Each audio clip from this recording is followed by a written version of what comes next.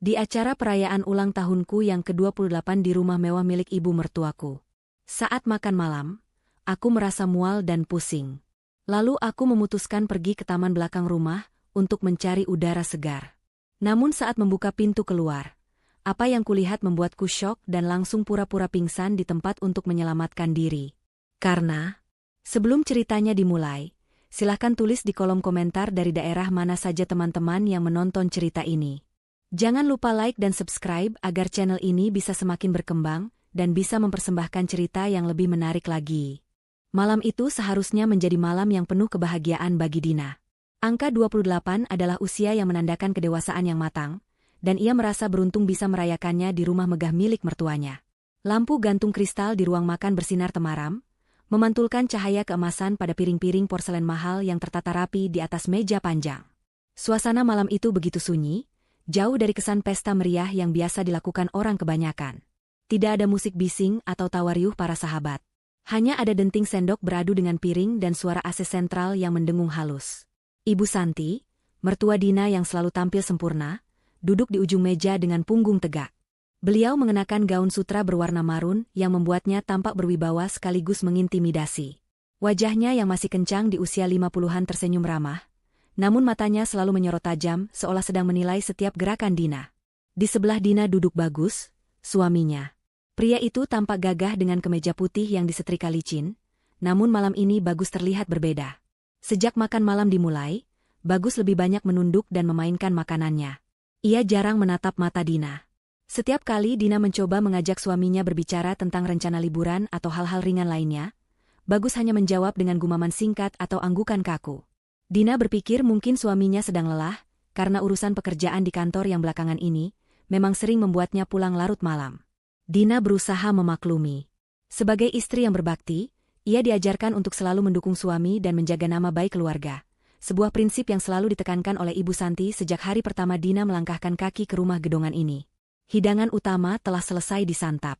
Seorang pelayan wanita berseragam hitam putih datang, membersihkan meja dengan cekatan tanpa menimbulkan suara gaduh. Tak lama kemudian, Ibu Santi berdiri dari kursinya dan berjalan menuju bufet kayu jati di sudut ruangan. Ia kembali dengan membawa sebuah nampan perak berisi teko keramik cantik dan 3 cangkir kecil. Aroma rempah yang kuat langsung tercium begitu Ibu Santi meletakkan nampan itu di tengah meja. Baunya seperti campuran jahe, kunyit, dan sesuatu yang agak menyengat yang tidak bisa dikenali oleh indera penciuman Dina. Ibu Santi menuangkan teh berwarna pekat itu ke dalam cangkir Dina terlebih dahulu, lalu ke cangkir Bagus, dan terakhir ke cangkirnya sendiri. Ibu Santi berkata dengan nada lembut yang dibuat-buat bahwa ini adalah teh herbal spesial resep leluhur. Beliau mengatakan teh ini sangat bagus untuk kesehatan rahim dan stamina, terutama bagi pasangan muda yang sedang merencanakan keturunan. Dina merasa tersentuh dengan perhatian mertuanya. Selama ini, hubungan mereka memang baik-baik saja di permukaan, meskipun Dina sering merasa dirinya tidak cukup sepadan dengan status sosial keluarga Bagus. Dina adalah wanita sederhana yang mengenakan jilbab dan taat beribadah, sementara Ibu Santi adalah sosialita yang hidupnya penuh dengan citra kemewahan. Mendapatkan perhatian khusus seperti ini membuat Dina merasa diterima. Tanpa rasa curiga sedikitpun, Dina mengangkat cangkir kecil itu. Uap panas mengepul, membawa aroma tanah basah yang aneh. Dina meniup permukaan teh itu perlahan lalu menyesapnya. Rasanya sangat pahit, jauh lebih pahit dari jamu yang pernah ia minum semasa kecil. Ada rasa sepat yang tertinggal di pangkal lidah, membuat tenggorokannya terasa tidak nyaman. Namun, melihat tatapan Ibu Santi yang penuh harap, Dina memaksakan diri untuk menghabiskan isi cangkir itu dalam beberapa tegukan besar. Ia tidak ingin mengecewakan mertuanya yang sudah bersusah payah meracik minuman ini. Bagus, di sisi lain, belum menyentuh cangkirnya sama sekali. Tangannya yang memegang garpu tampak gemetar samar. Ketika Dina menoleh dan bertanya apakah Bagus tidak ingin minum, suaminya itu hanya tersentak kaget dan buru-buru meminum air putih dari gelas di sebelahnya, mengabaikan teh herbal tersebut sepenuhnya. 15 menit berlalu sejak teh itu tandas. Obrolan di meja makan mulai terasa membosankan bagi Dina, karena hanya berisi wejangan Ibu Santi tentang bagaimana menjadi istri yang penurut. Tiba-tiba, Dina merasakan sesuatu yang aneh di perutnya. Rasa mual yang hebat mendadak naik ke kerongkongan. Kepalanya terasa berputar, seolah lantai ruang makan itu miring ke satu sisi. Pandangannya mulai berbayang. Wajah Ibu Santi yang duduk di ujung meja tampak ganda dan bergelombang. Keringat dingin mulai membasahi pelipisnya di balik jilbab. Dina mencoba bertahan, Tidak ingin merusak suasana makan malam dengan keluhannya, namun rasa sakit di perutnya semakin menjadi-jadi seperti diremas oleh tangan tak kasat mata. Dina akhirnya meminta izin untuk ke kamar kecil. Suaranya terdengar parau dan lemah. Ibu Santi mengangguk pelan dengan senyum tipis yang sulit diartikan, sementara Bagus tidak berani menatap wajah istrinya. Dina berdiri dengan susah payah, berpegangan pada tepi meja agar tidak limbung. Ia berjalan tertatih-tatih menuju kamar mandi tamu yang terletak di lorong dekat dapur. Namun, ketika ia mencoba memutar gagang pintu, ternyata pintu itu terkunci. Dina mengetuk pelan, berpikir mungkin ada pelayan di dalam, tetapi tidak ada jawaban. Rasa mualnya semakin tak tertahankan. Ia butuh udara segar sekarang juga. Oksigen di dalam rumah itu terasa menipis dan membuatnya sesak napas. Dina memutuskan untuk pergi ke taman belakang. Ia tahu ada pintu kaca geser di ujung lorong yang mengarah langsung ke kebun mawar kebanggaan Ibu Santi. Dengan langkah menyeret, Dina menyusuri lorong yang remang-remang. Karpet tebal meredam suara langkah kakinya. Pikirannya kacau, antara menahan sakit dan rasa bingung kenapa efek teh herbal itu begitu menyiksa. Ia berpikir mungkin ia hanya masuk angin atau maagnya kambuh. Sesampainya di depan pintu kaca, Dina berhenti sejenak untuk mengatur napas. Tangannya yang gemetar menyentuh gagang pintu yang dingin. Ia menggeser pintu itu perlahan, berusaha tidak menimbulkan suara agar tidak mengganggu makan malam. Angin malam yang dingin langsung menerpa wajahnya, memberikan sedikit kelegaan. Namun, kelegaan itu hanya berlangsung sepersekian detik sebelum matanya menangkap pemandangan yang membuat jantungnya seakan berhenti berdetak. Di bawah sinar lampu taman yang kuning suram, di antara rimbunan semak mawar yang berduri, Dina melihat dua sosok yang sangat ia kenal. Bukan pelayan, bukan tukang kebun, melainkan Ibu Santi dan Bagus. Dina terkesiap. Bukankah mereka tadi masih ada di ruang makan? Bagaimana mereka bisa sampai di sini lebih cepat darinya? Otak Dina yang sedang pening berusaha mencerna situasi. Ternyata ada jalan pintas dari ruang makan menuju taman samping yang tidak ia ketahui. Tapi bukan itu yang membuat Dina ketakutan setengah mati. Apa yang dilakukan mereka berdua adalah sumber horor yang sebenarnya. Ibu Santi, yang masih mengenakan gaun pestanya, kini memakai sarung tangan karet berwarna kuning sebatas siku. Tangannya memegang sebuah senter besar yang menyorot ke tanah. Sementara itu, Bagus sudah melepaskan jas mahalnya. Kemeja putihnya digulung hingga siku dan basah oleh keringat. Di tangannya terdapat sebuah cangkul besar. Mereka sedang menggali lubang. Lubang itu berbentuk persegi panjang, sempit, dan cukup dalam. Ukurannya sangat pas untuk memuat tubuh manusia dewasa. Itu bukan lubang untuk menanam pohon mawar baru. Itu adalah liang lahat. Dina menahan napas, tangannya membekap mulutnya sendiri agar tidak berteriak. Rasa mualnya seakan lenyap digantikan oleh adrenalin yang membanjiri tubuhnya. Matanya kemudian beralih ke benda-benda yang tergeletak di rumput, tepat di samping lubang itu. Ada koper besar berwarna hitam milik Dina yang biasa ia pakai untuk mudik. Koper itu sudah tertutup rapat dan berdiri tegak. Di sebelahnya, terdapat beberapa jerigen plastik putih yang bertuliskan bahan kimia pembersih lantai dosis tinggi. Dan yang paling mengerikan, di atas meja taman kecil dekat mereka, tergeletak selembar kertas HVS dan sebuah pulpen. Sayup-sayup, suara Ibu Santi terdengar terbawa angin malam. Wanita itu berkata dengan nada dingin dan tegas, menyuruh Bagus untuk menggali lebih cepat karena racunnya akan bereaksi sebentar lagi. Ibu Santi menyebutkan bahwa lubang itu harus siap sebelum Dina kejang-kejang. Kata-kata itu menghantam kesadaran Dina seperti petir. Teh herbal tadi, itu bukan obat penyubur kandungan. Itu adalah racun. Mertuanya sendiri telah meracuninya di hari ulang tahunnya. Dina gemetar hebat, kakinya lemas bukan main. Ia mendengar Bagus menyahut dengan suara bergetar ketakutan, mengatakan bahwa ia tidak tega karena Dina adalah istrinya. Namun, Ibu Santi langsung memotong ucapan Bagus dengan bentakan tertahan. Ibu Santi mengatakan bahwa mereka tidak punya pilihan lain. Hutang perusahaan sudah jatuh tempo dan audit akan dilakukan lusa. Dina dijadikan tumbal. Ibu Santi telah menyusun skenario jahat di mana Dina akan dituduh menggelapkan uang perusahaan lalu bunuh diri karena depresi. Surat di atas meja itu adalah surat wasiat palsu yang sudah disiapkan, berisi pengakuan dosa Dina yang tidak pernah ia lakukan. Mereka akan mengubur jasad Dina di taman itu, menyiram wajahnya dengan bahan kimia agar rusak, lalu melaporkan bahwa Dina kabur dari rumah membawa uang, sementara surat wasiat itu akan ditemukan oleh polisi di kamar Dina keesokan harinya sebagai alibi bahwa Dina memang berniat mengakhiri hidup atau melarikan diri. Dina merasa dunianya runtuh. Orang-orang yang ia hormati dan ia sayangi ternyata adalah monster. Saat itu, Ibu Santi tiba-tiba menoleh ke arah pintu belakang, seolah merasakan kehadiran seseorang. Dina tahu ia tidak bisa lari. Kakinya terlalu lemah karena racun, dan jika ia mencoba lari, Bagus pasti akan mengejarnya dan menghabisinya dengan cangkul itu. Dalam kepanikan yang memuncak, insting bertahan hidup Dina mengambil alih. Ia tidak boleh terlihat sadar. Ia harus membuat mereka percaya bahwa racun itu sudah bekerja sepenuhnya. Sebelum sinar senter Ibu Santi mengenai wajahnya, Dina sengaja menjatuhkan tubuhnya ke lantai teras yang keras. Ia membiarkan tubuhnya ambruk dengan posisi sedemikian rupa seolah-olah ia baru saja pingsan atau mati mendadak. Ia memejamkan mata rapat-rapat, mengendurkan seluruh otot tubuhnya, dan menahan napas. Telinganya mendengar langkah kaki terburu-buru mendekat. Jantungnya berdegup kencang di dalam dada, berdoa semoga detak jantungnya yang memburu tidak terdengar oleh mereka.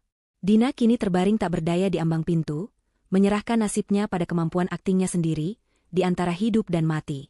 Langkah kaki itu semakin dekat, terdengar berat dan tergesa-gesa menghantam lantai kayu teras. Dina merasakan getaran di lantai tepat di sebelah telinganya yang menempel pada ubin dingin. Ia tetap memejamkan mata, berusaha mengatur napasnya agar tampak sehalus mungkin, nyaris tak terlihat. Bau parfum mahal Ibu Santi yang bercampur dengan bau tanah basah kini menyengat hidungnya. Dina merasakan ada tangan yang menyentuh lehernya, memeriksa denyut nadinya. Tangan itu kasar dan dingin. Jelas tangan Ibu Santi yang masih mengenakan sarung tangan karet bekas menggali tanah. Dina berusaha sekuat tenaga untuk tidak tersentak atau menelan ludah, membiarkan tubuhnya terkulai lemas seperti boneka kain yang rusak. Suara Ibu Santi terdengar tepat di atas kepalanya, mendesis kesal. Ia berkata kepada Bagus bahwa racunnya bekerja lebih cepat dari dugaan, mungkin karena tubuh Dina yang kurus dan lemah. Ibu Santi terdengar tidak panik karena kematian Dina, melainkan panik karena lubang kuburannya belum selesai digali sepenuhnya. Bagus terdengar menangis sesenggukan di belakang, bergumam meminta maaf berkali-kali. Namun, tangisan itu justru membuat Dina semakin muak. Permintaan maaf Bagus tidak ada artinya. Pria itu tetap saja membiarkan ibunya melakukan rencana pembunuhan ini. Ketakutan Bagus pada ibunya jauh lebih besar daripada rasa cintanya pada Dina. Itu adalah kenyataan pahit yang harus ditelan Dina saat ia berpura-pura mati. Ibu Santi memerintahkan Bagus untuk berhenti menangis dan segera bertindak. Rencana harus berubah sedikit. Mereka tidak bisa membiarkan tubuh Dina tergeletak di teras, karena berisiko dilihat oleh tetangga dari balik pagar samping atau pelayan yang mungkin terbangun. Ibu Santi menyuruh Bagus untuk mengangkat kaki Dina, sementara ia akan mengangkat bagian bahu. Mereka memutuskan untuk membawa tubuh Dina ke gudang arsip di lantai bawah tanah. Gudang itu adalah bekas ruang kerja mendiang ayah Bagus yang sudah bertahun-tahun tidak dipakai dan kedap suara. Tempat yang sempurna untuk menyembunyikan tubuh sementara waktu sampai lubang di taman siap sepenuhnya. Dina merasakan tubuhnya diangkat dengan kasar. Kepalanya terkulai ke belakang, dan ia harus menahan rasa sakit saat bahunya dicengkeram kuat oleh Ibu Santi. Mereka menyeretnya masuk kembali ke dalam rumah, melewati lorong dapur, menuju pintu tangga yang mengarah ke rubanah. Dina mengintip sedikit melalui celah bulu matanya yang lentik. Ia melihat lantai marmer berganti menjadi lantai beton yang kasar, saat mereka mulai menuruni anak tangga yang sempit dan curam. Udara di sekitar mereka berubah menjadi lembab dan berbau apek, bau kertas tua yang membusuk. Setiap benturan tubuhnya dengan dinding tangga terasa nyata, namun Dina menggigit lidahnya sendiri agar tidak mengeluarkan suara rintihan. Sesampainya di bawah, tubuh Dina dihempaskan begitu saja ke atas lantai yang berdebu tebal. Rasa sakit menjalar di punggungnya, tapi ia tetap diam tak bergerak. Ia mendengar suara kunci berat diputar dari luar, diikuti dengan suara langkah kaki mereka yang menjauh menaiki tangga. Pintu besi tebal itu tertutup rapat, meninggalkan Dina dalam kegelapan total dan kesunyian yang mencekam. Hanya suara tetesan air dari pipa bocor di kejauhan yang menemani detak jantungnya yang masih memburu. Dina menunggu beberapa menit, memastikan bahwa mereka benar-benar sudah pergi, sebelum akhirnya ia berani membuka matanya lebar-lebar. Gelap gulita. Tidak ada setitik cahaya pun yang masuk. Dina mencoba duduk, namun kepalanya kembali berputar hebat. Efek racun itu masih ada. Meskipun mungkin dosisnya belum cukup untuk membunuhnya seketika karena ia sempat memuntahkan sedikit teh itu saat jatuh tadi secara tidak sengaja, atau mungkin karena daya tahan tubuhnya yang sedang kuat. Dina merangkak dalam kegelapan, meraba-raba sekitarnya. Tangannya menyentuh tumpukan kardus, kursi kayu yang patah, dan lemari besi yang dingin. Ia butuh cahaya. Ia teringat bahwa ia selalu menyimpan korek api kecil di saku gamisnya, untuk menyalakan lilin aromaterapi di kamarnya. Dengan tangan gemetar, ia merogoh saku dan menemukan benda kecil penyelamat itu. Cahaya api kecil menyala, menerangi ruangan sempit yang penuh sesak itu. Gudang arsip ini lebih mirip tempat pembuangan sampah dokumen. Rak-rak besi berjejer memenuhi ruangan, dipenuhi dengan map-map tebal yang berdebu. Dina mencoba berdiri, menyandarkan tubuhnya ke salah satu rak untuk menopang keseimbangan. Ia harus mencari jalan keluar. Matanya menyapu sekeliling ruangan, mencari ventilasi atau jendela. Namun, pandangannya terhenti pada sebuah tumpukan berkas yang berserakan di atas meja tua di pojok ruangan. Berkas-berkas itu terlihat lebih baru dibandingkan yang lain, seolah baru saja dibuka atau dipelajari. Dina mendekat dengan langkah tertatih. Ia mendekatkan nyala api koreknya ke kertas-kertas itu. Jantungnya berdesir hebat saat membaca nama yang tertera di sana, Sarah Amalia. Itu adalah nama mantan istri pertama Bagus. Selama ini, Ibu Santi dan Bagus selalu bercerita bahwa Sarah adalah wanita tidak tahu diri yang kabur ke luar negeri meninggalkan Bagus demi pria lain yang lebih kaya. Namun, apa yang dilihat Dina di atas meja itu menceritakan kisah yang sama sekali berbeda. Di sana terdapat paspor asli milik Sarah, KTP, dan buku tabungan. Jika Sarah benar-benar pergi ke luar negeri, mengapa semua dokumen penting ini masih ada di sini? Dina membuka map lain yang berada di bawah dokumen Sarah. Ia menemukan akta pendirian perusahaan fiktif bernama Santi Abadi Sejahtera. Di halaman struktur organisasi, mata Dina terbelalak. Namanya, Dina Prameswari, tertulis jelas sebagai direktur utama. Di bawahnya, terdapat lampiran puluhan surat perjanjian hutang piutang ilegal, pencucian uang, dan transaksi bodong dengan nilai mencapai miliaran rupiah. Di setiap lembar dokumen itu, terdapat tanda tangan Dina. Tanda tangan yang sangat mirip, namun Dina yakin 100% ia tidak pernah menandatanganinya. Semuanya kini menjadi jelas dan mengerikan. Dina menyadari bahwa pernikahannya adalah sebuah jebakan sejak awal. Ibu Santi tidak pernah menginginkan menantu. Ia menginginkan kambing hitam. Sarah mungkin mengalami nasib yang sama, dijadikan tumbal untuk kejahatan keuangan periode sebelumnya, lalu dilenyapkan. Dan sekarang, giliran Dina. Paspor Sarah yang tertinggal menjadi bukti bisu bahwa wanita malang itu tidak pernah meninggalkan rumah ini hidup-hidup. Kemungkinan besar, jasad Sarah juga terkubur di suatu tempat di properti luas ini, mungkin di bawah kolam renang atau di pondasi garasi. Rasa takut Dina berubah menjadi kemarahan yang membara. Ia tidak mau berakhir seperti Sarah. Ia tidak mau mati konyol menanggung dosa keluarga terkutuk ini.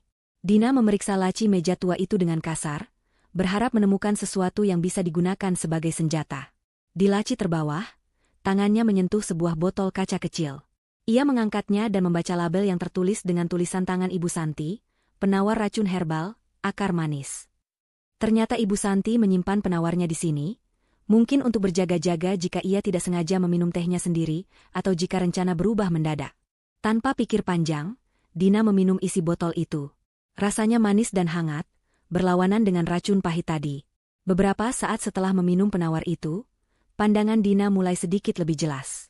Rasa mualnya perlahan mereda, memberikan kekuatan baru pada otot-ototnya. Namun, kelegaan itu tidak berlangsung lama.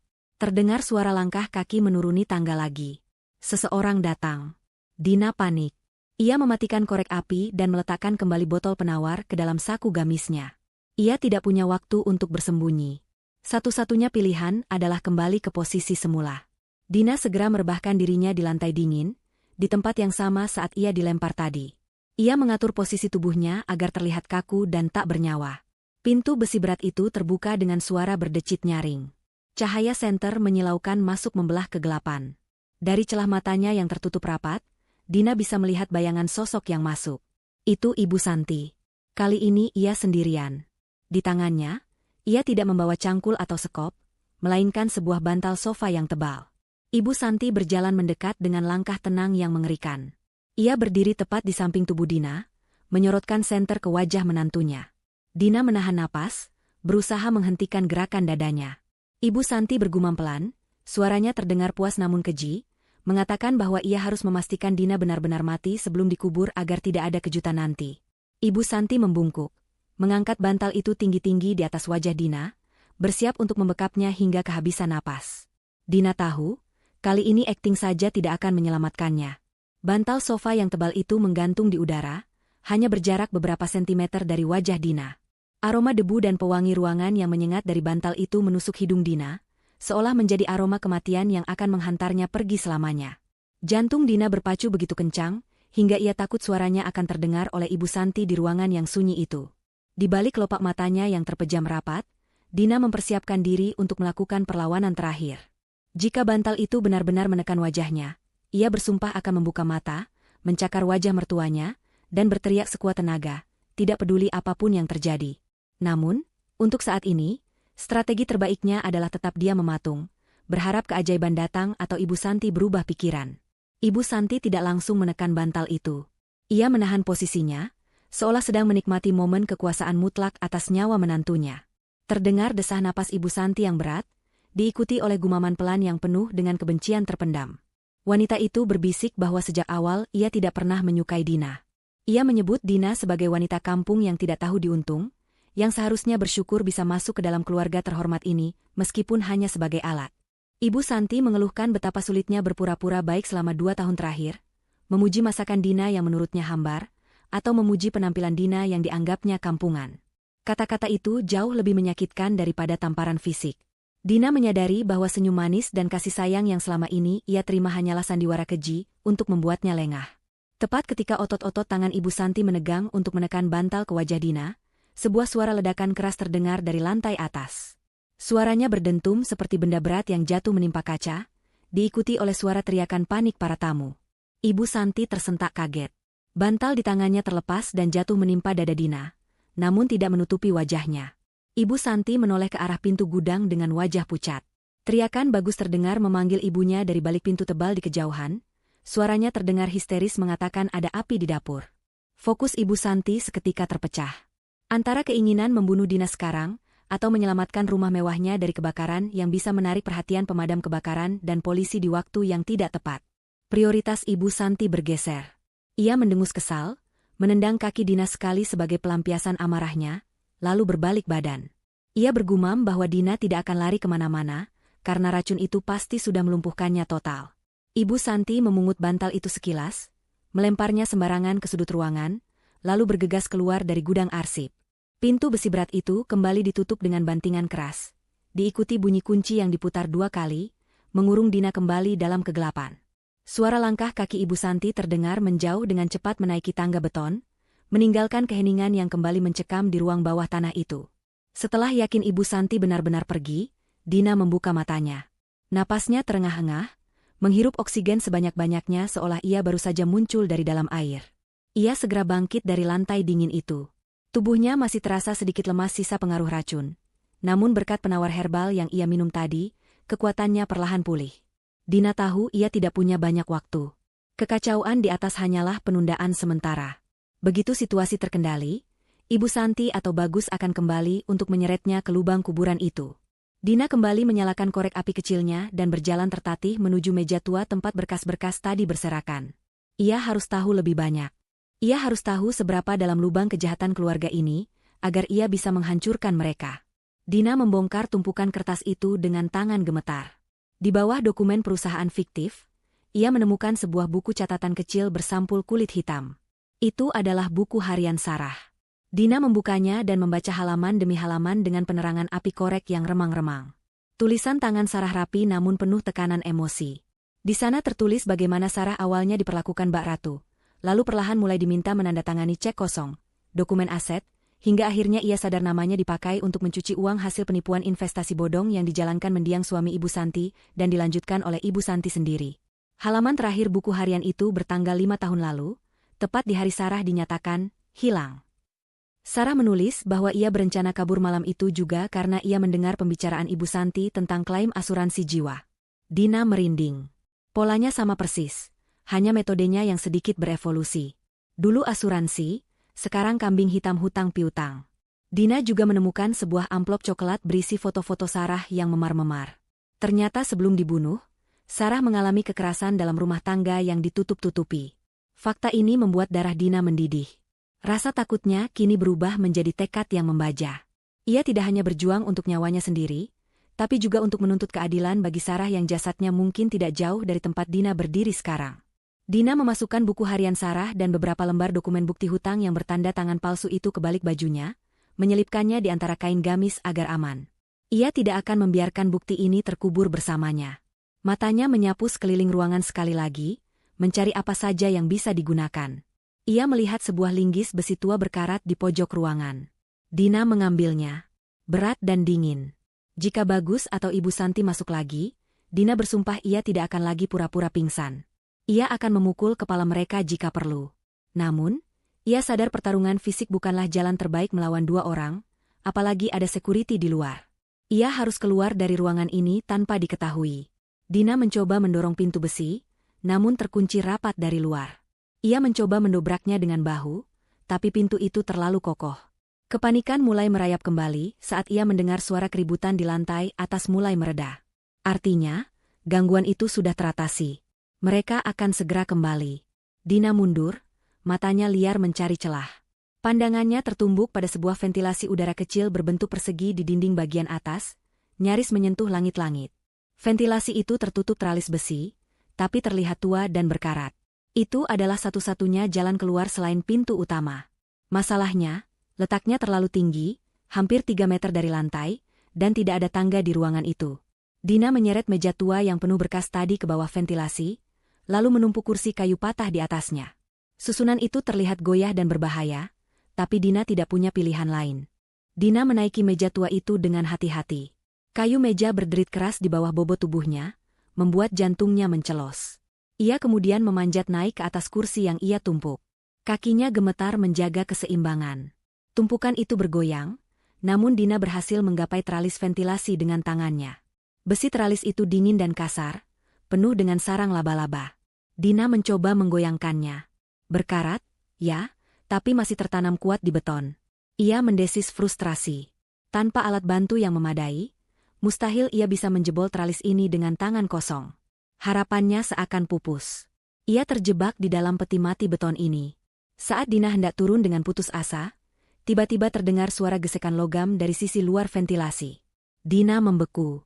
Apakah ada penjaga di luar? Apakah mereka tahu ia mencoba kabur?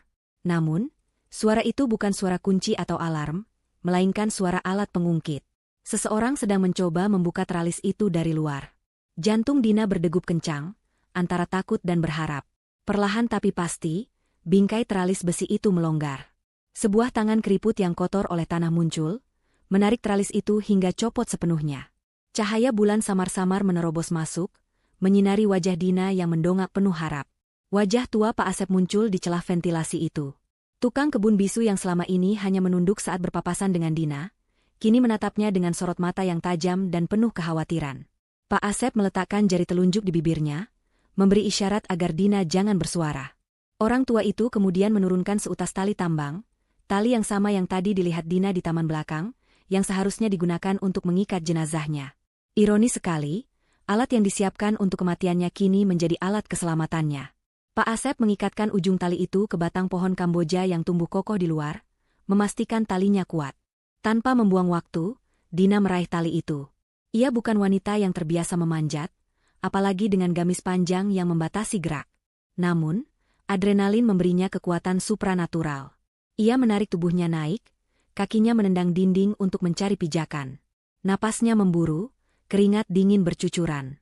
Sesaat ia hampir tergelincir, tapi tangannya mencengkram tali itu sekuat tenaga hingga telapak tangannya lecet dan perih. Dengan sisa tenaga terakhir, Dina berhasil menarik tubuhnya melewati lubang ventilasi yang sempit itu. Bahunya terasa sakit karena tergores pinggiran beton kasar, jilbabnya tersangkut dan sobek sedikit, tapi ia tidak peduli. Tubuh Dina meluncur keluar dan jatuh berguling di atas rumput basah di sisi samping rumah. Udara malam yang segar langsung mengisi paru-parunya. Ia bebas. Pak Asep segera membantu Dina berdiri dan menariknya bersembunyi di balik rimbunan tanaman pagar, menghindari sorotan lampu taman utama. Lokasi mereka berada di sisi buta rumah, jauh dari taman belakang tempat lubang kuburan berada, dan tersembunyi dari pos satpam depan. Pak Asep menepuk bahu Dina, matanya berkaca-kaca. Ia merogoh saku celananya yang lusuh dan mengeluarkan sebuah benda kecil, sebuah flash disk berwarna perak. Pak Asep menyerahkan flash disk itu ke tangan Dina dengan gerakan mendesak. Ia kemudian menggunakan bahasa isyarat sederhana yang bisa dipahami Dina. Menunjuk flash disk, lalu menunjuk ke arah gudang arsip di bawah, lalu membuat gerakan memotong leher dan menunjuk ke arah dalam rumah. Dina mengerti maksudnya. Pak Asep tahu segalanya.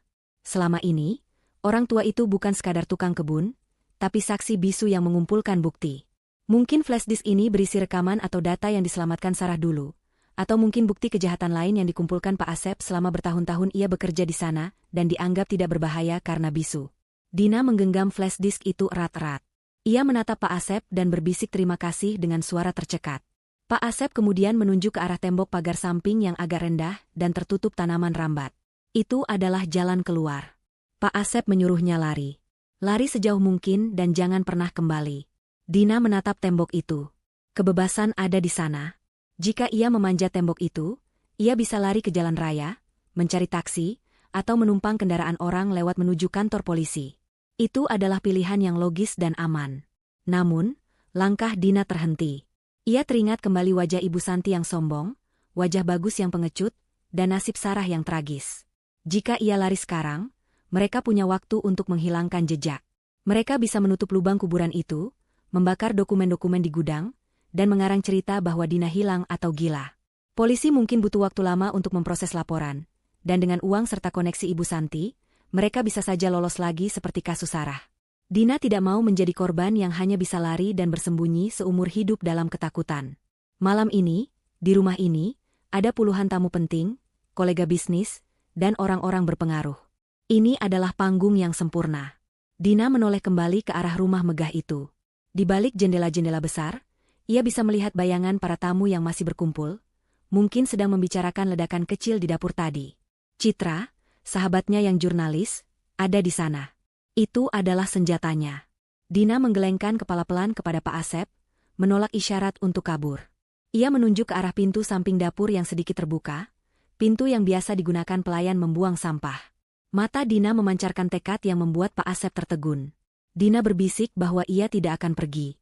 Ia akan masuk kembali. Ia akan mengakhiri sandiwara ini malam ini juga. Pak Asep tampak ragu sejenak. Namun melihat keberanian di mata wanita muda itu, ia mengangguk mantap. Ia menepuk bahu Dina sebagai tanda dukungan, lalu memberi isyarat bahwa ia akan berjaga di luar dan membuat gangguan jika diperlukan. Dina merapikan gamisnya yang kotor oleh tanah, membetulkan letak jilbabnya, dan menarik napas panjang. Ia bukan lagi menantu yang penurut.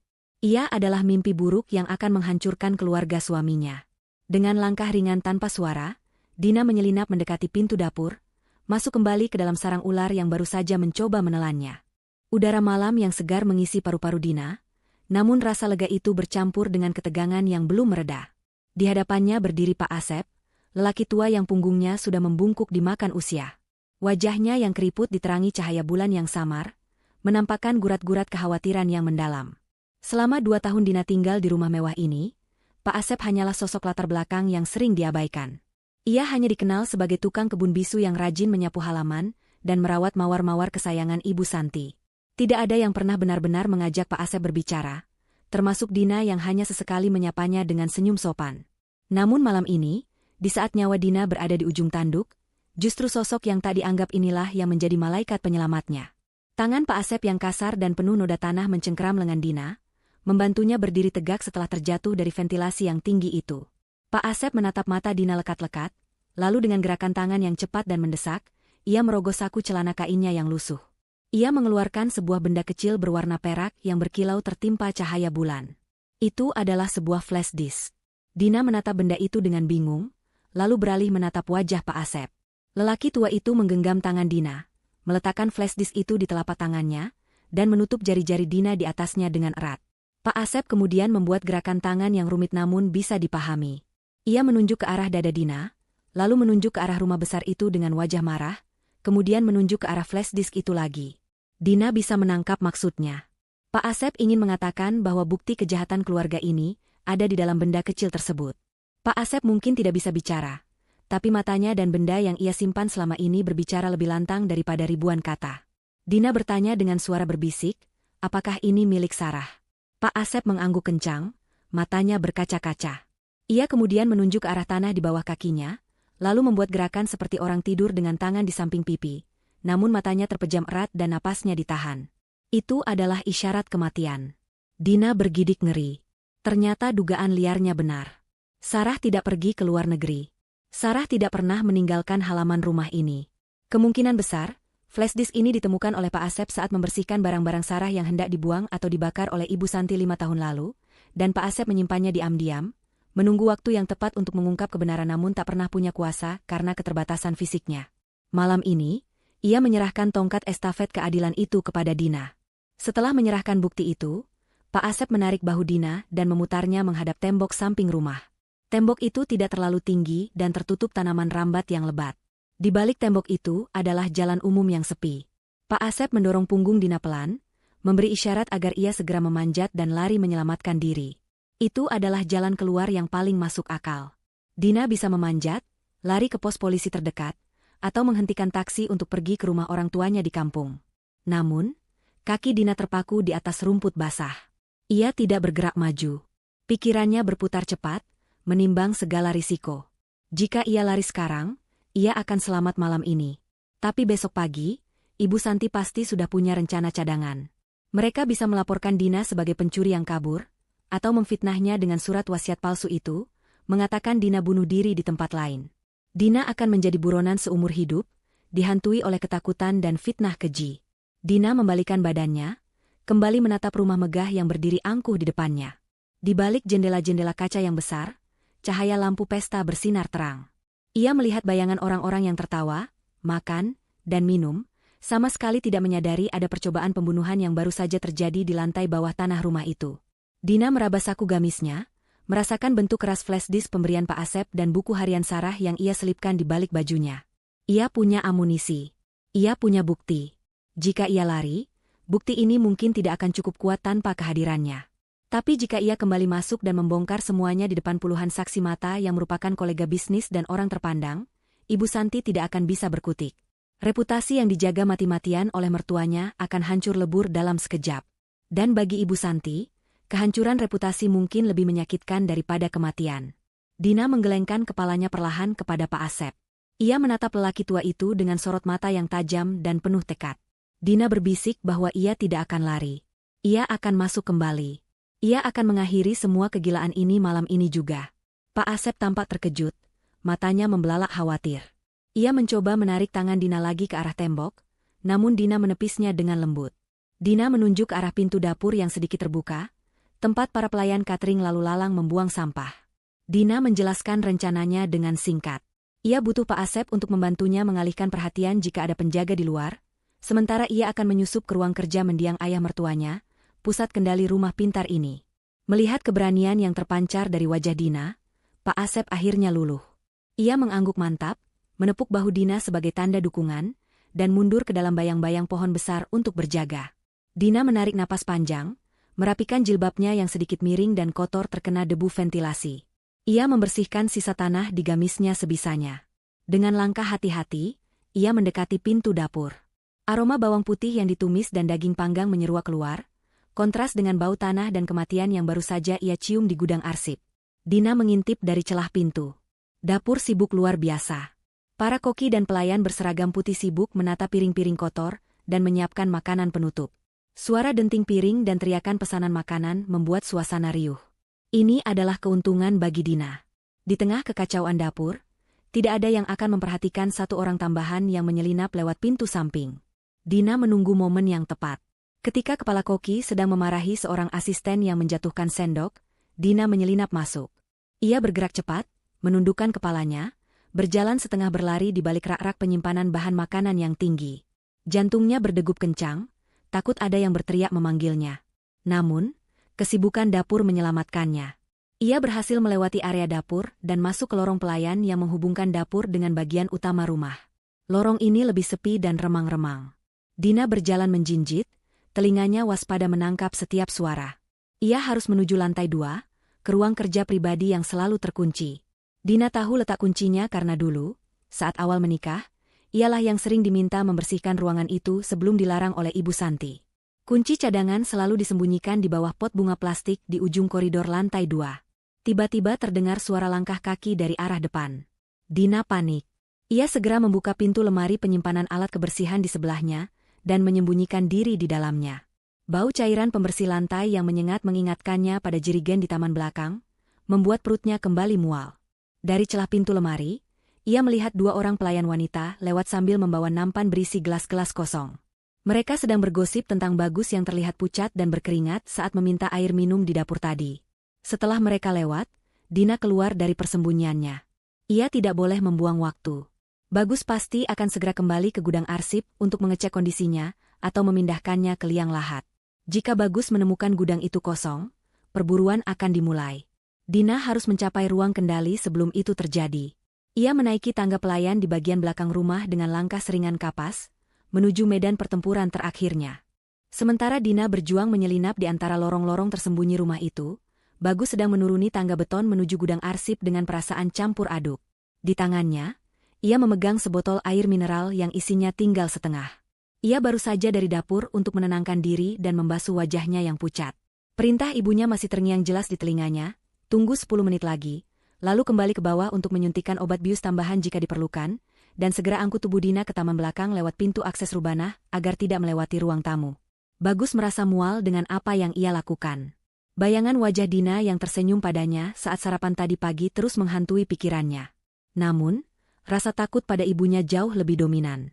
Sejak kecil, Bagus dididik untuk tidak pernah membantah Ibu Santi.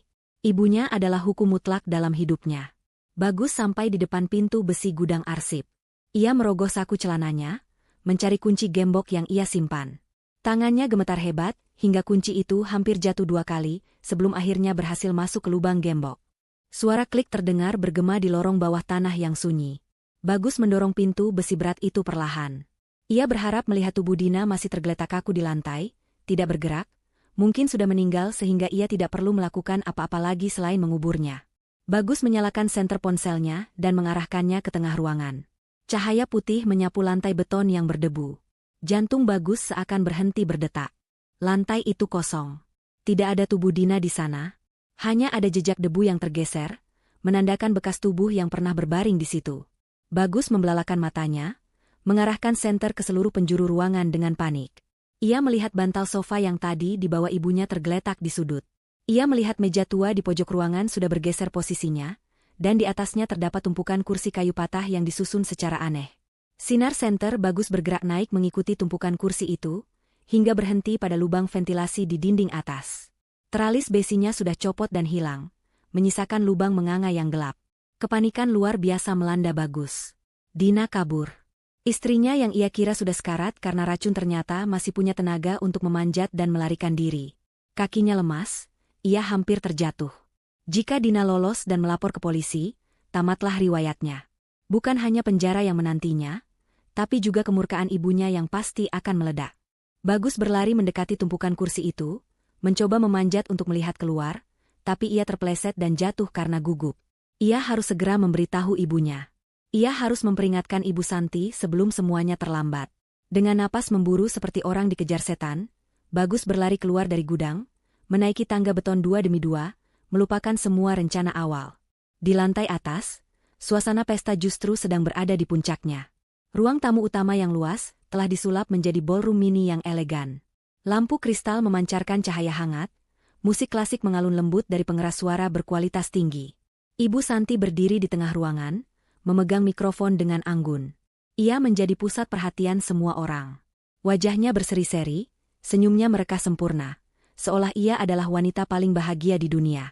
Tidak ada sedikit pun jejak kekejaman atau noda tanah di tangannya.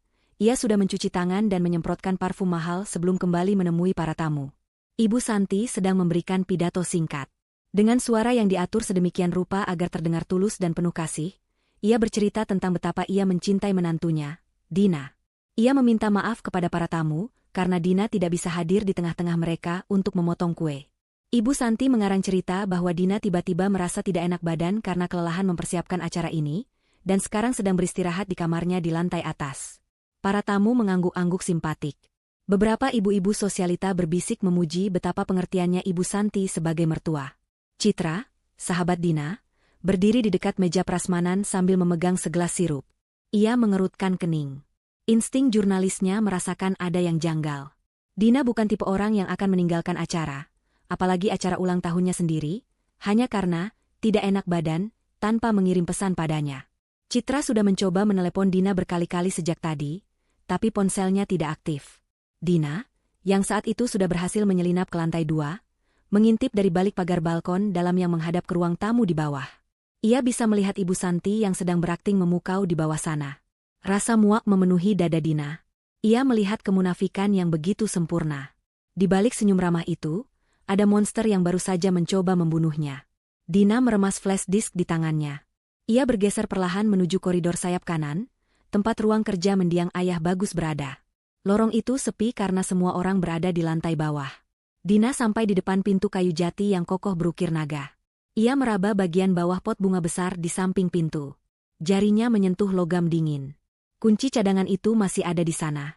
Dengan tangan gemetar namun gerakan yang mantap, Dina membuka pintu ruang kerja itu. Ruangan itu gelap dan berbau tembakau tua serta kayu cendana. Dina masuk dan segera mengunci pintu dari dalam. Ia tidak menyalakan lampu utama, agar tidak menarik perhatian dari luar jendela.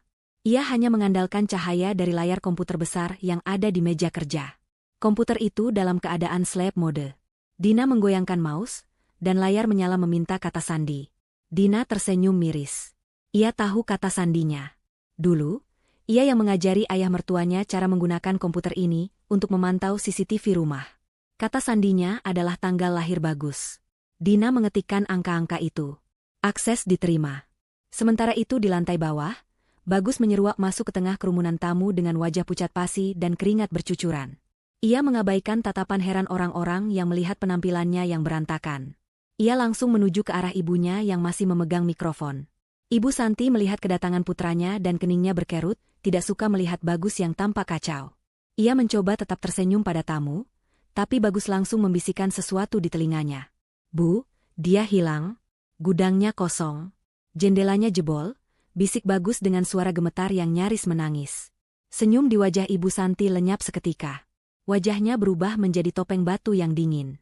Mikrofon di tangannya berdecit nyaring, karena ia meremasnya terlalu kuat, membuat beberapa tamu menutup telinga. Ibu Santi menurunkan mikrofon dan menatap tajam ke arah Bagus. Matanya memancarkan kemarahan yang mengerikan. Namun, sebelum Ibu Santi sempat memberikan perintah atau bereaksi lebih jauh, lampu di ruangan itu tiba-tiba berkedip. Musik klasik yang mengalun lembut mendadak berhenti, digantikan oleh suara denging statis yang keras dari speaker di seluruh penjuru ruangan. Di ruang kerja lantai 2, Dina duduk di kursi kulit besar ayah mertuanya. Jari jemarinya menari di atas keyboard. Ia telah menancapkan flash disk dari Pak Asep dan menghubungkan sistem komputer itu ke proyektor utama di ruang tamu. Ia juga telah mengambil alih kendali kamera CCTV dan sistem pengeras suara rumah pintar itu. Dina melihat ke layar monitor yang menampilkan rekaman kamera keamanan di taman belakang. Gambar lubang kuburan itu terlihat jelas di sana. Dina menarik napas dalam-dalam. Jarinya melayang di atas tombol enter. Sudah saatnya pertunjukan yang sebenarnya dimulai. Bukan pertunjukan sandiwara Ibu Santi, melainkan pertunjukan kebenaran yang akan menghancurkan segalanya. Suara denging statis yang memekakan telinga itu memotong suasana pesta bagaikan pisau tajam. Para tamu undangan yang tadinya sedang asyik berbincang sambil menikmati canape dan minuman ringan seketika terdiam. Gelas-gelas diletakkan di meja dengan terburu-buru, dan semua mata tertuju pada layar proyektor raksasa yang tergantung di dinding utama ruang tamu. Biasanya, layar itu digunakan untuk menampilkan kolase foto-foto kenangan keluarga yang bahagia atau presentasi bisnis mendiang ayah Bagus. Namun malam ini, layar itu menampilkan sesuatu yang sama sekali berbeda. Sesuatu yang akan mengubah hidup semua orang di ruangan itu selamanya. Di ruang kerja lantai 2 yang gelap, Dina duduk tegak di kursi kulit besar yang terasa dingin di punggungnya. Jari jemarinya yang masih gemetar menekan tombol enter dengan kekuatan penuh tekad. Ia telah mengambil alih sistem rumah pintar, atau smart home, yang mengendalikan seluruh fungsi elektronik di kediaman mewah ini. Langkah pertama yang ia lakukan adalah mengunci semua pintu akses keluar. Terdengar bunyi klik serentak dari seluruh pintu utama, pintu samping, dan pintu taman. Mekanisme kunci otomatis yang canggih itu kini bekerja bukan untuk melindungi penghuni dari bahaya luar, melainkan untuk mengurung bahaya di dalam agar tidak bisa melarikan diri. Ibu Santi dan Bagus terperangkap bersama kebusukan mereka sendiri, disaksikan oleh puluhan pasang mata yang selama ini mereka coba kesankan. Di layar proyektor, gambar pertama mulai muncul perlahan, menggantikan kekosongan statis. Itu bukan video, melainkan serangkaian dokumen digital yang dipindai dengan resolusi tinggi. Dokumen pertama yang terpampang jelas adalah akta pendirian perusahaan fiktif, Santi Abadi Sejahtera. Huruf-huruf hitam di atas latar belakang putih itu terbaca dengan jelas oleh para tamu yang berdiri di barisan depan. Di sana tertulis nama Dina Prameswari sebagai direktur utama dengan kepemilikan saham 100%. Di sebelahnya, muncul pindaian dokumen hutang piutang bermaterai dengan nominal yang fantastis, mencapai puluhan miliar rupiah, lengkap dengan tanda tangan Dina yang terlihat sedikit kaku, jelas hasil pemalsuan yang dilakukan oleh seseorang yang mencoba meniru gaya tulisannya. Bisik-bisik mulai terdengar di antara kerumunan. Seorang kolega bisnis senior menyipitkan matanya, mengenali dokumen itu sebagai jenis surat perjanjian investasi bodong yang pernah ia dengar dalam kasus-kasus penipuan besar. Ibu Santi, yang berdiri kaku di tengah ruangan, wajahnya memucat seputih kertas. Ia mencoba tertawa, sebuah tawa sumbang yang terdengar histeris dan dipaksakan. Ia berteriak kepada para tamu bahwa ini adalah kesalahan teknis, bahwa sistem komputernya diretas oleh orang iseng, atau mungkin Dina sedang membuat lelucon ulang tahun yang buruk. Ia melambai-lambaikan tangannya, memberi isyarat kepada pelayan untuk mematikan proyektor, namun tidak ada pelayan yang berani bergerak karena kebingungan yang melanda. Bagus, yang berdiri di samping ibunya, tampak seperti orang yang kehilangan nyawa. Ia tahu persis dokumen apa itu. Itu adalah surat kematian Dina yang mereka siapkan secara hukum sebelum membunuhnya secara fisik. Namun, Dina belum selesai. Di ruang kontrol, ia mengklik file berikutnya. Kali ini, layar menampilkan foto paspor dan kartu identitas atas nama Sarah Amalia. Wajah Sarah yang cantik namun terlihat sedih terpampang besar di layar. Di sebelahnya, muncul catatan transaksi bank yang menunjukkan aliran dana mencurigakan dari rekening perusahaan fiktif ke rekening pribadi Ibu Santi, tepat di tanggal yang sama dengan tanggal hilangnya Sarah 5 tahun lalu. Dan yang paling mengejutkan adalah sebuah halaman dari buku harian Sarah yang telah dipindai oleh Dina menggunakan pemindai dokumen di meja kerja itu beberapa saat lalu. Tulisan tangan Sarah yang berantakan karena ketakutan terbaca jelas, mereka memaksaku menandatangani lagi. Ibu Santi bilang aku diasuransikan. Aku takut malam ini adalah malam terakhirku. Gelombang kejut menghantam ruangan itu. Para tamu yang tadinya hanya bingung kini mulai merasa ngeri. Nama Sarah bukan nama asing bagi mereka. Sebagian besar tamu di sana mengenal Sarah sebagai istri pertama Bagus yang dikabarkan lari dengan pria lain. Bukti yang terpampang di layar menceritakan kisah yang bertolak belakang. Citra, sahabat Dina, menutup mulutnya dengan tangan, matanya terbelalak tak percaya. Sebagai jurnalis, ia langsung mengenali bau kejahatan yang busuk. Tanpa ragu, Citra mengangkat ponselnya tinggi-tinggi, memastikan kamera ponselnya merekam semua bukti yang ada di layar itu. Indikator live streaming di layar ponselnya berkedip merah, menyiarkan kejadian ini secara langsung ke ribuan pengikutnya di media sosial. Ibu Santi mulai kehilangan kendali. Topeng wanita anggunnya retak. Ia berteriak memanggil kepala keamanan, memerintahkan untuk mematikan listrik, untuk menghancurkan proyektor itu, untuk melakukan apa saja agar gambar-gambar itu hilang. Namun, sebelum ada yang sempat bereaksi, layar berganti tampilan lagi. Kali ini bukan dokumen diam. Kali ini adalah siaran langsung. Video CCTV berkualitas tinggi yang menampilkan sudut taman belakang rumah. Gambar itu jernih dan tajam, memperlihatkan taman mawar yang indah namun ternoda.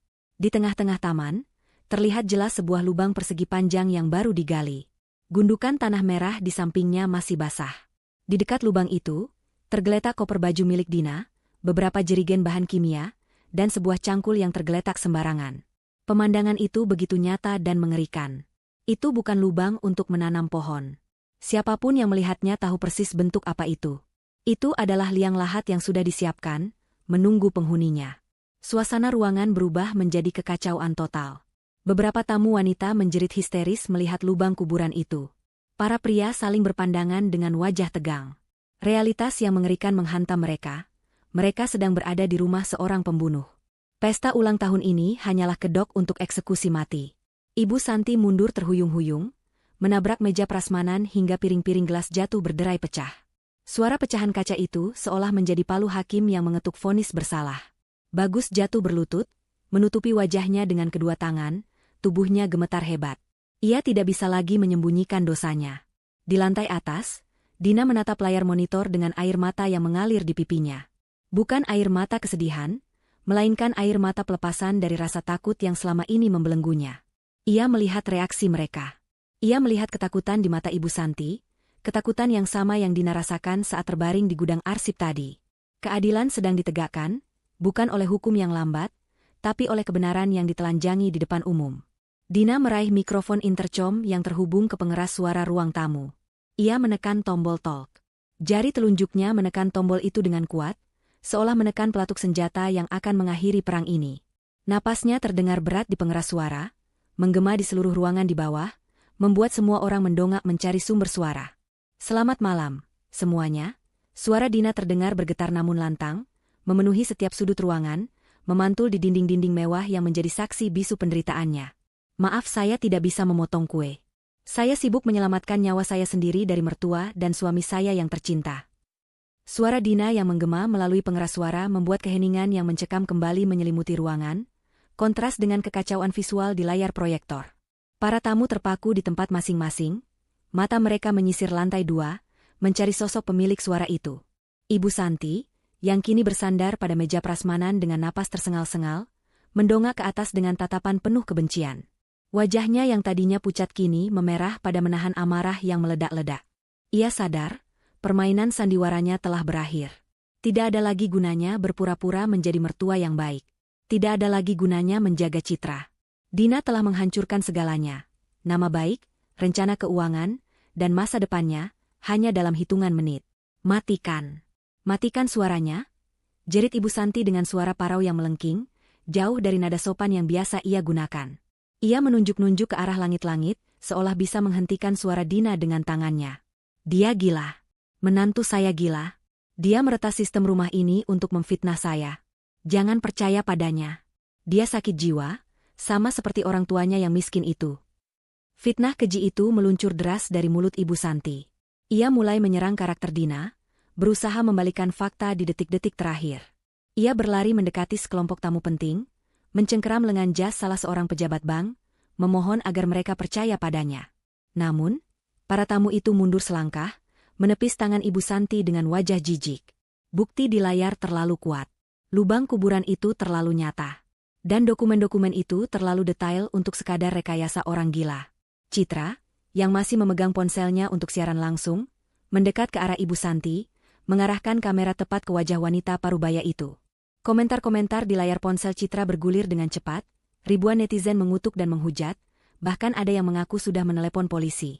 Ibu bilang saya gila, suara Dina kembali terdengar, kali ini lebih tenang, lebih dingin. Pintu ganda dari kayu jati yang menghubungkan balkon dalam, mezzanine, dengan ruang kerja terbuka perlahan. Sosok Dina muncul di sana. Ia berdiri di balik pagar pembatas balkon yang terbuat dari besi tempa berukir emas. Penampilannya jauh dari kata sempurna untuk sebuah pesta. Jilbabnya sedikit miring, gamis mewahnya kotor oleh debu gudang dan tanah taman, dan wajahnya tampak lelah tanpa riasan yang tersisa.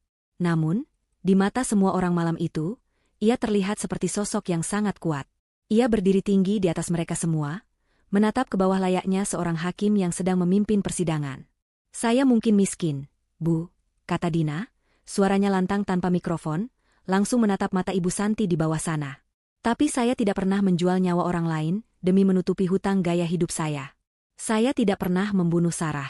Dan saya tidak akan membiarkan ibu membunuh saya malam ini. Bohong, teriak Ibu Santi histeris. Ia menyambar sebuah gelas kristal dari meja dan melemparkannya ke arah balkon. Gelas itu melayang namun luput jauh dari sasaran, pecah berkeping-keping menghantam dinding di bawah kaki Dina. Pecahan kaca berhamburan, membuat beberapa tamu menjerit kaget. Tindakan agresif itu justru semakin membuktikan betapa tidak stabilnya emosi Ibu Santi. Kau penipu. Kau yang menggelapkan uang perusahaan. Kau yang mau kabur membawa lari aset keluarga kami. Surat wasiat itu buktinya. Kau menulis surat itu sendiri karena kau mau bunuh diri. Dina tersenyum tipis, senyum yang penuh dengan rasa iba sekaligus kemenangan. Ia mencondongkan tubuhnya sedikit ke depan, menumpukan tangannya pada pagar balkon. Surat wasiat? Tanya Dina dengan nada menantang. Maksud ibu, surat yang diketik rapi yang ibu letakkan di meja taman belakang tadi? Surat yang ibu suruh Bagus simpan di sakunya setelah kalian mengira saya sudah mati di gudang. Semua mata kini beralih menatap Bagus. Pria itu masih berlutut di lantai, tampak seperti anak kecil yang tersesat dan ketakutan. Keringat dingin membanjiri wajahnya. Mendengar namanya disebut, Bagus mendongak, matanya bertemu dengan mata Dina. Ada permohonan ampun di sana, tapi Dina sudah menutup hatinya. Bagus adalah kaki tangan. Bagus adalah pria yang melihat istrinya diracun dan hanya diam saja. Ketidakberdayaan Bagus adalah sebuah kejahatan tersendiri. Bagus, panggil Dina lembut namun tegas. Tunjukkan pada mereka. Tunjukkan surat wasiat palsu yang ibu paksa kau simpan. Atau kau mau polisi yang menggeledahmu nanti? Bagus gemetar. Tangannya secara refleks bergerak menuju saku jasnya yang ia letakkan di lantai di sebelahnya, lalu ia sadar jas itu tidak ia pakai. Ia meraba saku celananya. Surat itu ada di sana, terlipat rapi. Ia ragu. Ia menatap ibunya. Ibu Santi melotot, matanya menyala memerintahkan Bagus untuk diam atau lari. Namun, Bagus melihat sekeliling. Pintu-pintu terkunci. Puluhan orang menatapnya dengan curiga. Citra merekam wajahnya dari jarak dekat. Tekanan itu terlalu besar untuk mental Bagus yang rapuh. Dengan tangan gemetar hebat, Bagus merogoh saku celananya. Ia menarik keluar selembar kertas yang terlipat. Kertas itu lecek karena keringat tangannya. Ia tidak berani membukanya, hanya memegangnya dengan lemas. Tindakan itu adalah pengakuan bersalah tanpa kata-kata. "Jangan berikan," jerit Ibu Santi. Ia menerjang maju ke arah putranya, berniat merebut kertas itu. Namun, dua orang tamu pria bertubuh tegap, rekan bisnis yang merasa tertipu mentah-mentah, dengan sigap menahan tubuh Ibu Santi. Wanita itu meronta-ronta seperti orang kesurupan, memaki-maki dengan bahasa kasar yang tidak pantas didengar. Topeng sosialitanya hancur total, menyisakan wajah asli seorang kriminal yang putus asa. "Lepaskan saya. Kalian tidak tahu siapa saya. Saya yang punya rumah ini," teriak Ibu Santi, air liurnya muncrat kemana-mana. "Bagus, lari, hancurkan kertas itu. Bodoh kamu. Anak tidak berguna." Dina menatap pemandangan menyedihkan di bawah sana dengan hati yang terasa kosong. Inilah keluarga yang selama ini ia agung-agungkan. Inilah mertua yang ia hormati setinggi langit. Ternyata hanya sekumpulan penjahat yang saling memangsa. "Sudah cukup," kata Dina. Ia menekan tombol di ponselnya yang terhubung ke sistem keamanan. "Saya sudah membuka kunci pintu depan. Polisi sudah ada di gerbang." Seolah menjawab ucapan Dina, terdengar suara sirine yang meraung-raung dari kejauhan, semakin lama semakin dekat hingga berhenti tepat di depan pekarangan rumah. Cahaya lampu rotator biru dan merah menembus tirai jendela, membiaskan warna-warni peringatan di dinding ruang pesta. Para tamu mulai menepi, memberikan jalan. Kepanikan Ibu Santi memuncak. Ia tahu nasibnya sudah tamat jika ia tertangkap. Tatapannya liar mencari jalan keluar, tapi ia terkepung. Tatapannya kemudian kembali ke atas, ke arah Dina. Tatapan itu berubah menjadi tatapan pembunuh murni. Jika ia harus hancur, ia akan menyeret Dina bersamanya. Ibu Santi menggigit lengan tamu yang menahannya hingga pria itu menjerit kesakitan dan melepaskan pegangannya. Dengan tenaga yang entah datang dari mana, Ibu Santi melepaskan sepatu hak tingginya dan berlari menuju tangga besar yang melengkung indah di tengah ruangan. Ia tidak lari menuju pintu keluar. Ia lari naik ke atas. Menuju Dina. "Kau harus mati," pekik Ibu Santi sambil menaiki anak tangga dua demi dua dengan kaki telanjang. Tangannya mencengkeram pagar tangga, wajahnya menyeringai menakutkan. "Kalau aku hancur, kau juga harus mati, Dina." Para tamu berteriak memperingatkan Dina. Bagus hanya bisa menutup matanya, tidak berani melihat apa yang akan terjadi. Dina tidak bergerak mundur. Ia berdiri diam di puncak tangga, menatap wanita yang sedang berlari ke arahnya dengan niat membunuh itu. Dina tahu, ini adalah konfrontasi terakhir. Ia sudah lelah menjadi korban. Ia sudah lelah lari. Kali ini, ia akan menghadapi iblis itu tepat di wajahnya. Dina mengeratkan pegangannya pada pagar balkon, mempersiapkan diri untuk benturan, sementara Ibu Santi semakin dekat, membawa serta karma yang akan segera menimpanya. Suara langkah kaki telanjang Ibu Santi yang menghantam anak tangga kayu bergema di seluruh ruangan, bagaikan detak jam kematian yang memburu. Wanita parubaya itu berlari dengan kecepatan yang tidak wajar, didorong oleh adrenalin keputusasaan dan kebencian murni. Gaun malam mahalnya yang berwarna merah marun terseret di belakangnya, kain sutranya yang panjang sesekali tersangkut di ujung pagar tangga namun ditarik paksa hingga terdengar bunyi robekan kain yang nyaring. Wajah Ibu Santi sudah tidak lagi menyerupai wajah manusia yang beradab. Matanya melotot nyaris keluar dari rongganya, urat-urat lehernya menonjol tegang, dan mulutnya menyeringai menampakkan gigi-giginya yang terkatup rapat menahan amarah. Ia bukan lagi seorang ibu mertua atau nyonya rumah yang terhormat, melainkan seekor binatang buas yang terpojok dan siap mencabik siapa saja yang menghalangi jalan keluarnya. Dina berdiri mematung di puncak tangga, tepat di bordes lantai 2 yang menghubungkan tangga utama dengan balkon mezzanine. Tangannya mencengkeram erat pagar besi tempa yang dingin, buku-buku jarinya memutih. Jantungnya berdegup kencang, memukul-mukul rongga dadanya seolah ingin meledak. Namun kakinya tertanam kokoh di lantai marmer. Ia tidak mundur 1 inci pun. Selama 2 tahun pernikahan ini, Dina selalu menjadi pihak yang mundur. Ia selalu mengalah saat Ibu Santi menyindirnya, ia selalu menunduk saat Ibu Santi memarahinya, dan ia selalu diam saat Bagus tidak membelanya. Namun malam ini, Di detik-detik yang menentukan hidup dan matinya, Dina memutuskan untuk berhenti mundur. Ia sadar bahwa jika ia lari ke dalam kamar atau ruang kerja, Ibu Santi akan terus mengejarnya. Ini harus diakhiri di sini, di tempat terbuka, di hadapan semua saksi mata. Di lantai bawah, para tamu undangan menjerit ngeri. Beberapa orang menutup mata anak-anak mereka, sementara yang lain terpaku tak percaya melihat adegan kekerasan yang berlangsung di depan mata kepala mereka sendiri di sebuah pesta elit. Bagus, yang masih berlutut di lantai ruang tamu, mengangkat kepalanya perlahan. Ia melihat ibunya yang sedang berlari naik dengan niat membunuh, dan ia melihat istrinya yang berdiri tenang di atas sana. Dalam hati kecilnya yang paling dalam, Bagus ingin berteriak, ingin lari naik dan melerai mereka, ingin menebus dosa-dosanya. Namun, tubuhnya mengkhianatinya.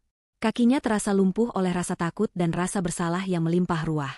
Ia hanya bisa menonton, menjadi penonton pasif dalam tragedi kehancuran keluarganya sendiri, sama seperti saat ia hanya menonton ketika ibunya meracuni Teh Dina beberapa jam yang lalu.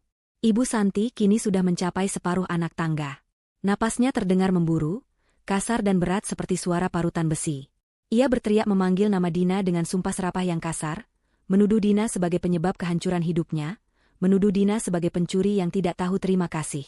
Kata-kata itu meluncur tanpa filter, membongkar sendiri tabiat aslinya yang selama ini tersembunyi rapi di balik topeng kesantunan.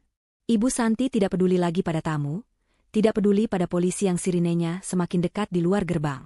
Fokusnya hanya satu, ia ingin mendorong Dina dari balkon itu.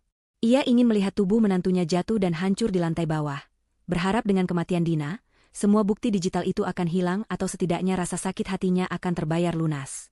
Jarak mereka semakin dekat. Tinggal 10 anak tangga lagi. Dina bisa melihat butiran keringat yang membasahi dahi Ibu Santi dan kegilaan yang menari-nari di bola matanya. Dina menarik napas panjang, memusatkan seluruh konsentrasinya. Ia teringat masa kecilnya di kampung, saat ayahnya mengajarkannya untuk tidak melawan arus sungai yang deras, melainkan mengikutinya dan memblokkannya. Ia tidak perlu melawan tenaga Ibu Santi yang sedang kalap. Ia hanya perlu menghindar di saat yang tepat. Dina mengendurkan pegangannya pada pagar, menggeser tumpuan kakinya sedikit ke samping, mempersiapkan diri untuk gerakan mengelak. Ia tidak akan menyerang ibunya. Ia tidak akan mengotori tangannya dengan kekerasan fisik. Ia akan membiarkan karma dan gravitasi melakukan tugasnya. Ibu Santi mencapai anak tangga terakhir. Dengan teriakan melengking yang memekakan telinga, ia menerjang maju ke arah Dina. Tangannya terulur ke depan, jari-jarinya yang berkuku tajam dan masih memakai cincin berlian besar mengarah lurus ke leher Dina. Ia berniat mencekik lalu mendorong Dina ke belakang, hingga melewati pagar balkon yang rendah itu. Namun, Dina sudah siap. Dalam sepersekian detik sebelum tangan Ibu Santi menyentuh kulitnya, Dina memutar tubuhnya ke samping dengan gerakan gesit dan luwes, seperti penari yang menghindari pasangannya. Gamis Dina berdesir halus saat ia menghindar ke arah kiri, merapat ke dinding koridor. Ibu Santi, yang sudah mengerahkan seluruh tenaga dan berat badannya untuk mendorong ke depan, mendapati dirinya mendorong ruang kosong. Momentum larinya yang kencang tidak bisa dihentikan begitu saja. Tubuhnya terhuyung ke depan dengan kuat, kehilangan keseimbangan. Matanya terbelalak kaget saat menyadari sasarannya meleset. Ia mencoba menggapai pagar tangga untuk menahan diri, namun tangannya yang licin oleh keringat gagal mencengkeram besi itu. Kaki kanannya melangkah maju untuk mencari pijakan, tapi nasib berkata lain. Tumit kaki telanjangnya menginjak ujung gaun panjangnya sendiri yang terseret di lantai. Kain sutra yang kuat itu menahan langkah kakinya, menjeratnya dalam perangkap kemewahannya sendiri. Dunia seakan bergerak dalam gerak lambat bagi Dina.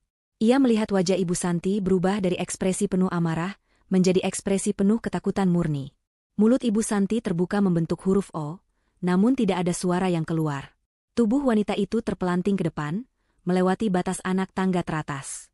Ia tidak jatuh menimpa Dina, melainkan jatuh menuruni tangga yang baru saja ia daki dengan susah payah. Gravitasi menarik tubuh Ibu Santi tanpa ampun. Tubuhnya berguling menuruni tangga marmer yang keras dan tajam itu, menghantam setiap anak tangga dengan bunyi gedebuk yang menyakitkan. Para tamu di bawah berteriak histeris, mundur menjauh dari kaki tangga seolah takut tertimpa. Bagus menutup matanya rapat-rapat dan menutup telinganya dengan kedua tangan, tidak sanggup mendengar suara tulang yang beradu dengan batu marmer. Ibu Santi terguling terus tanpa kendali, gaun mewahnya membeli tubuhnya seperti kain kafan merah. Ia mencoba menggapai-gapai udara, mencoba menghentikan jatuhnya, tapi sia-sia. Tubuhnya meluncur deras, hingga akhirnya menghantam lantai dasar dengan suara retakan yang membuat siapa saja yang mendengarnya merinding. Ia mendarat dengan posisi aneh, kakinya tertekuk ke arah yang tidak wajar, dan kepalanya membentur lantai granit dengan keras. Keheningan total menyelimuti ruangan itu seketika. Musik sudah mati, teriakan sudah berhenti. Semua mata tertuju pada sosok Ibu Santi yang tergeletak diam di kaki tangga, tepat di tengah-tengah ruang pesta yang seharusnya menjadi panggung kemuliaannya. Darah segar mulai mengalir perlahan dari kepalanya, membasahi lantai yang mengkilap, menciptakan genangan merah yang kontras dengan dekorasi pesta yang serba putih. Tidak ada gerakan. Tidak ada suara napas. Hanya keheningan yang mencekam yang menggantung di udara, berat dan menekan dada. Dina memandang ke bawah dari atas balkon. Dadanya naik turun mengatur napas. Ia tidak merasakan kemenangan. Ia tidak merasakan kepuasan yang meledak-ledak. Yang ia rasakan hanyalah rasa lelah yang luar biasa dan rasa iba yang mendalam. Iba bukan karena sayang, tapi iba melihat betapa menyedihkannya akhir hidup seseorang yang begitu terobsesi dengan harta dan kuasa. Ibu Santi telah jatuh, secara harfiah dan kiasan, dari puncak ketinggian yang ia bangun di atas penderitaan orang lain. Dina merapatkan jilbabnya yang sedikit tersingkap, menutupi lehernya.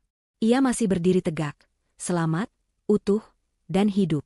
Ia menatap Bagus yang kini merangkak mendekati tubuh ibunya dengan gemetar, menangis tanpa suara. Drama keluarga ini telah mencapai puncaknya dengan cara yang paling tragis namun paling adil. Tepat saat Bagus menyentuh tangan ibunya yang terkulai, pintu depan rumah didobrak terbuka dengan keras. Suara itu memecahkan keheningan, menyentak semua orang kembali ke realitas. Sekelompok polisi berseragam lengkap dengan rompi anti peluru menyerbu masuk, senjata teracung waspada. Di belakang mereka, Kompol Surya melangkah masuk dengan wajah tegas. Di sampingnya, Citra masih memegang ponselnya, merekam kedatangan aparat penegak hukum itu sebagai babak penutup dari siaran langsungnya yang kini telah ditonton oleh jutaan orang. Keadilan duniawi akhirnya tiba, menyusul keadilan alam yang baru saja terjadi di tangga itu. Kekacauan yang terjadi setelah polisi menyerbu masuk adalah kekacauan yang terorganisir. Berbeda dengan kepanikan tamu undangan, para petugas kepolisian bergerak dengan efisiensi tinggi. Kompol Surya segera memerintahkan anak buahnya untuk mengamankan lokasi kejadian. Area sekitar tubuh Ibu Santi langsung dipasangi garis polisi berwarna kuning cerah, memisahkan dunia pesta yang glamor dengan realitas kriminal yang berdarah. Tim medis yang datang bersama rombongan polisi segera berlari mendekati Ibu Santi, memeriksa tanda-tanda vitalnya dengan cekatan. Dina, yang perlahan menuruni tangga dengan kaki yang masih terasa sedikit lemas, melihat salah satu petugas medis menggelengkan kepala pelan kepada rekannya, lalu memasangkan penyangga leher pada Ibu Santi sebelum mengangkatnya ke atas tandu. Ibu Santi belum mati. Matanya terbuka, menatap kosong ke langit-langit ruangan yang penuh dengan lampu kristal. Namun, ada yang aneh dengan tatapannya. Bola matanya bergerak liar ke kiri dan ke kanan, namun tubuhnya diam kaku seperti patung batu. Mulutnya sedikit terbuka, miring ke satu sisi, dan air liur menetes tanpa bisa ia kendalikan. Ia ingin berteriak, ingin memaki polisi yang menyentuhnya, ingin memerintah Bagus untuk menolongnya, tetapi tidak ada suara yang keluar dari tenggorokannya selain suara mengerang yang serak dan tidak jelas. Dokter di tempat kejadian berbisik kepada Kompol Surya bahwa kemungkinan besar Ibu Santi mengalami cedera tulang belakang parah dan serangan stroke hemoragik akibat benturan keras di kepala dan lonjakan tekanan darah yang ekstrim saat ia marah tadi. Kondisi ini, dalam istilah medis, akan membuatnya terkunci di dalam tubuhnya sendiri, sadar sepenuhnya, tapi lumpuh total dan bisu. Dina mendengar diagnosis samar itu saat ia sampai di lantai bawah. Ia tertegun sejenak. Karma itu datang dengan cara yang sangat spesifik. Ibu Santi, wanita yang selama ini menggunakan mulutnya untuk menyebarkan fitnah, memanipulasi orang, dan menghina kekurangan fisik Pak Asep yang bisu, kini dijatuhi hukuman menjadi bisu seumur hidupnya. Ia yang selalu ingin mengendalikan segalanya, kini bahkan tidak bisa mengendalikan jari kelingkingnya sendiri. Ia akan menghabiskan sisa hidupnya di tempat tidur, hanya bisa melihat dan mendengar, tanpa bisa memprotes atau menyakiti siapapun lagi. Itu adalah penjara yang jauh lebih menyiksa daripada sel tahanan besi manapun. Sementara itu, di sudut ruangan lain, drama penangkapan Bagus berlangsung tanpa perlawanan.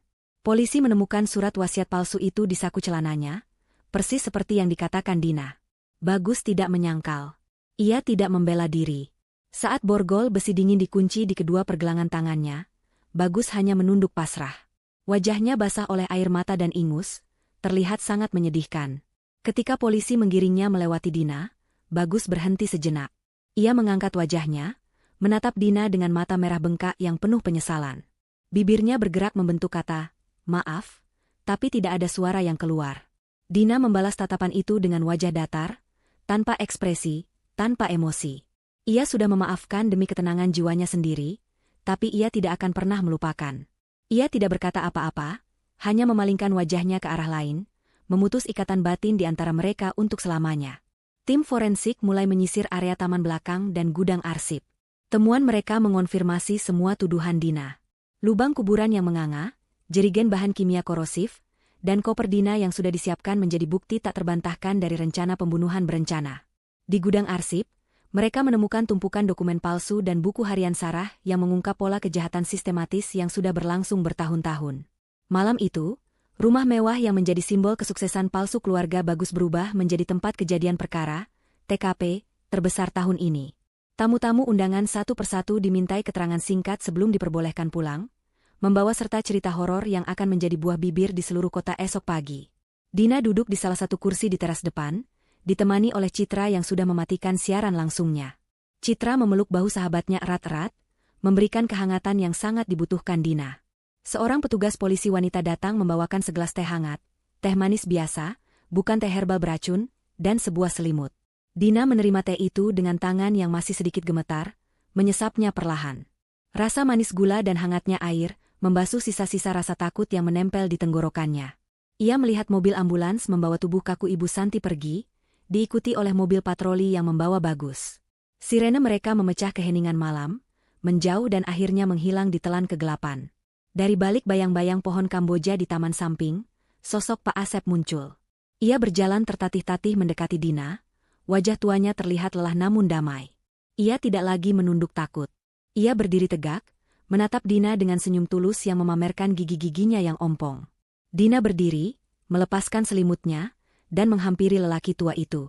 Tanpa kata-kata, Dina meraih tangan Pak Asep dan mencium punggung tangan lelaki tua itu sebagai tanda hormat yang mendalam. Pak Asep terkejut, matanya kembali berkaca-kaca. Ia menepuk-nepuk kepala Dina dengan lembut, seperti seorang ayah kepada anaknya.